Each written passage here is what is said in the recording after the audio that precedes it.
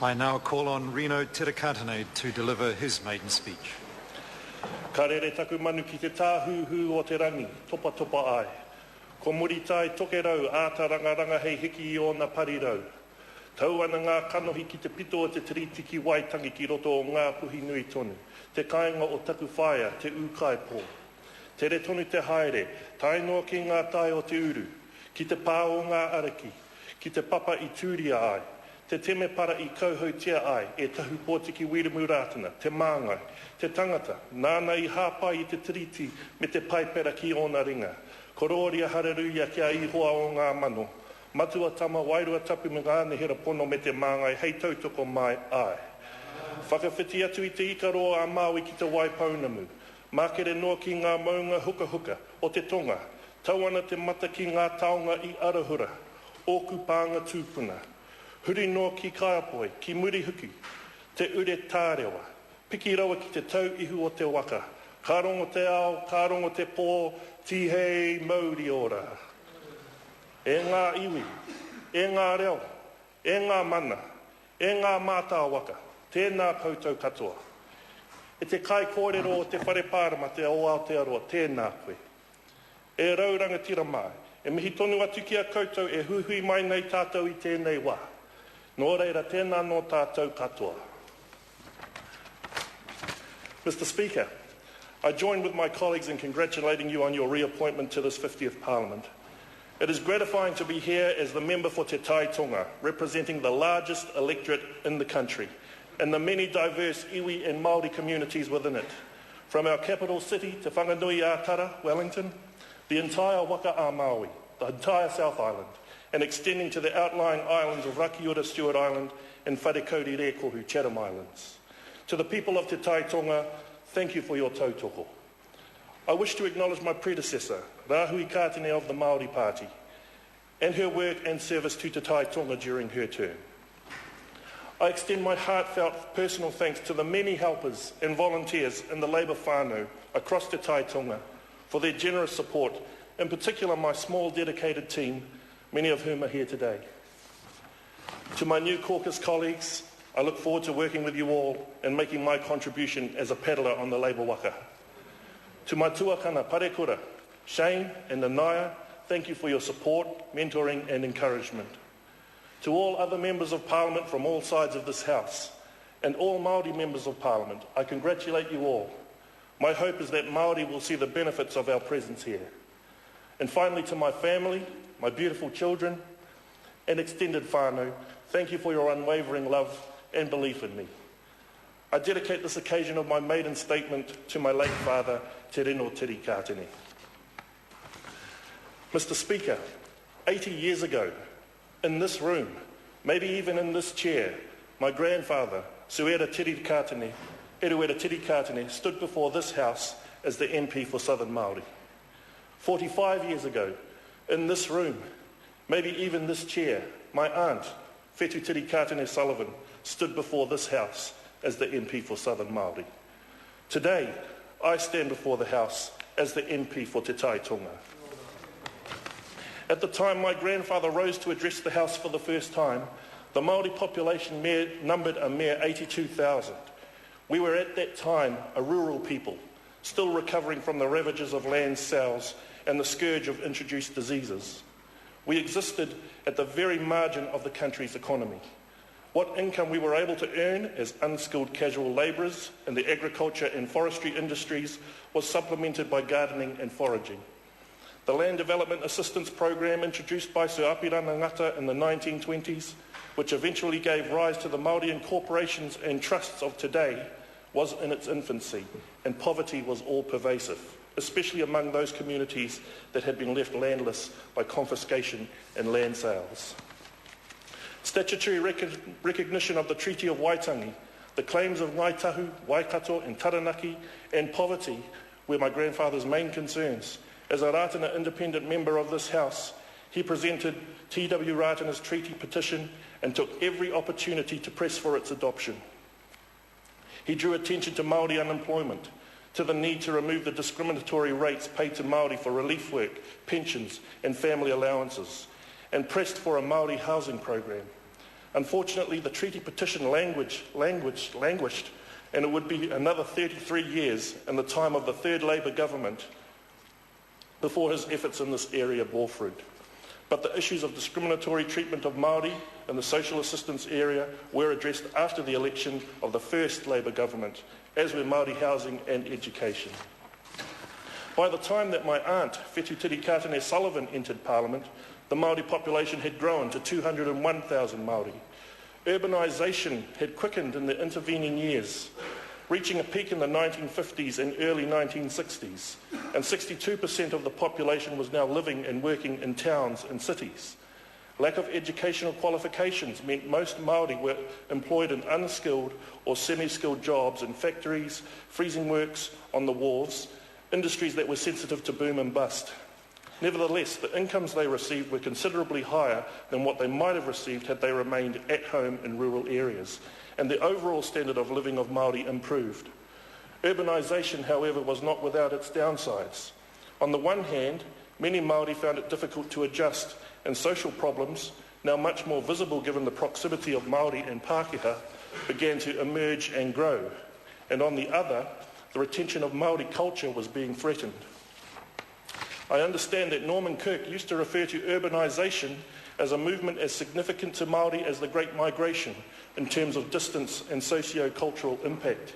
And he conceived of that impact from two perspectives: from that of the people who had migrated to the towns and cities and were now in danger of losing their bearings through loss of culture, and from that of their whanaunga left at home and still struggling with the legacies of colonial land laws and practices. It was these issues, those afflicting urban migrants and those afflicting the rural sections of their whānau, that my aunt, Matiurata, and the other Māori Labour MPs sought to redress in the shaping and passage of the Treaty of Waitangi Act 1975. It was a watershed moment in the history of our people. Fast forward to my time. In 2011, the Māori population was estimated to be 673,000. The urban component at the time of the last census, 2006, was 84%. With urbanisation has come deeper and deeper integration into New Zealand's economy. In 2006, more than 78,000 Māori were employed as managers, professionals and technicians and trades workers, and for the first time, workers in these occupation groups combined outstripped the number working as plant and machinery operators and labourers. More than 70,000 Māori held a qualification above NCEA Level 3, and more than 45,000 received a personal income of 50,000 or more. In terms of household income, more than 1 in every 2 Māori was living in a household with a combined income of more than 50,000, and well over 1 in every 3 in a household with a total income of 70,000 or more. What we are witnessing is the steady growth of a Māori middle class.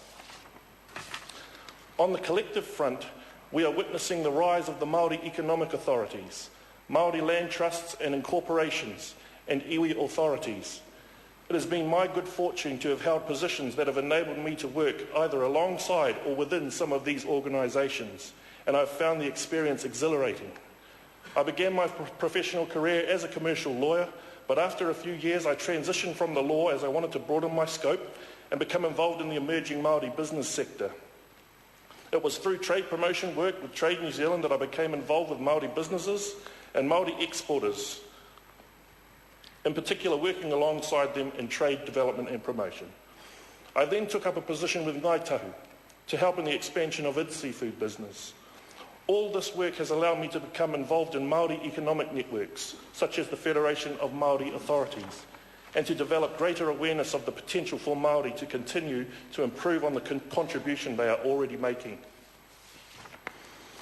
The rise of the Māori economic authorities is something that goes largely unnoticed by New Zealanders. Not only are these organisations contributing to national wealth, they also contribute to the economies of their local regions. In some local body districts, Māori authorities are already the largest single employer of labour. And, I might add, not just Māori labour. Many have reached out to Asia and the Pacific, and as they continue to do so, that contribution will become even more significant. In the not too distant future, I can see at least 5 of these authorities breaking the $1 billion mark in their own right, something my forebears could not have dreamed of. And what is more, sustainable development is not an option for these organisations, since the principles of sustainability are already spelled out for them, either in Māori land law generally or in their enabling legislation. Mr. Speaker, there's a saying, the more things change, the more they stay the same. The origin of this saying is thought to be French, but I'm pretty sure it's Māori. Life and prospects for Māori are so much better than they were 80 years ago, but Māori know better than anyone that much remains to be done. We are still overrepresented at the bottom of the wealth pyramid. We will, on average, die sooner than our Pākehā mates. We will, more so than our Pacific cousins, end up in prison, and unlike any other group in Aotearoa in New Zealand, we now receive more in transfer payments than we pay in tax. Too many of us remain locked into a cycle of dependency and poverty. The issue of Māori poverty is exacerbated by the deficit approach to the measurement of our progress and the eagerness of the media to capitalise on Māori failures and to ignore our successes. We have travelled a long way towards socio-economic parity with Pākehā, and we have a fair way to travel yet. Our people are not helped by being constantly framed as a problem to be fixed, or by a growing climate of opinion that positions inequality as a signal of market success rather than market failure, that attributes underperformance to rocky economic conditions rather than to the structural settings of our economy, and that maintains it is too costly to change the present, even if a change made now might save the future. For me, Māori development, as Māori conceive of the idea, has always been about enabling Māori to live the life that they want to live by extending the range of opportunities and choices open to them to do so. Mana Māori motuhake, a concept that Pākehā have feared and some Māori have misconstrued, was the term that was used in my grandfather's day. It has little to do with secession, but a lot to do with freedom. Until very recently, for example, Māori had little or no choice about the type of schooling they received, or about how their health services should be delivered. It was the mainstream or nothing at all. Today, some, but certainly not all Māori, have a choice between kohanga reo and mainstream at the preschool level, kura kaupapa and mainstream at the school level, wānanga and mainstream at the tertiary level, and Māori or mainstream primary healthcare delivery. Mr. Speaker, I stand in awe of the succession of Māori MPs and of Māori leaders from outside of this House who never lost sight of the goal, despite the hardships and frustrations that must have been involved in challenging mindsets and winning majority support for change. Incremental, ad hoc and opportunistic though these initiatives might appear to be, there is no mistaking their direction. Whilst I might differ from them in outlook, priorities and experience, I nevertheless share with them a commitment to the fundamental idea of Māori living the life they want to live, and as well as ensuring that the safety net is set at a high enough level, of working to extend the range of opportunities and choices open to those among us who are falling by the wayside. We are no longer as homogenous as we were in the past. Indeed, increasing diversity and differentiation are the hallmarks of modern Māori society. It is this diversity of ethnic and iwi affiliation, of cultural proficiency, of attachments to the past, of the composition of our households and families, of knowledge and skills, of occupations and incomes, and of values, beliefs and opinions that we, as members of this House, will be challenged by. It is not our place to tell our people how they should live their lives or to marginalise those who do not fit a prescribed picture of what it is to be Māori. As I see it, our job as elected representatives is to embrace the diversity, to give fair hearing to all interests, and to ensure that the range of views are voiced and weighed fairly when it comes to decision making. This is my commitment I give to my electorate, Māori generally, and to my parliamentary colleagues. Nō reira, tēnā koutou, tēnā koutou, tēnā tātou katoa.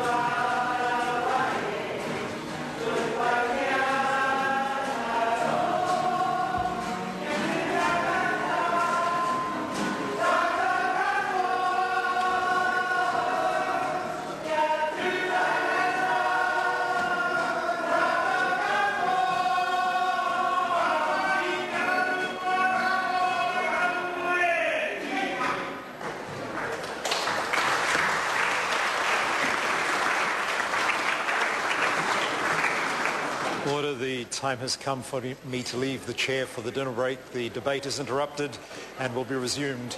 I'll resume the chair at 7:30.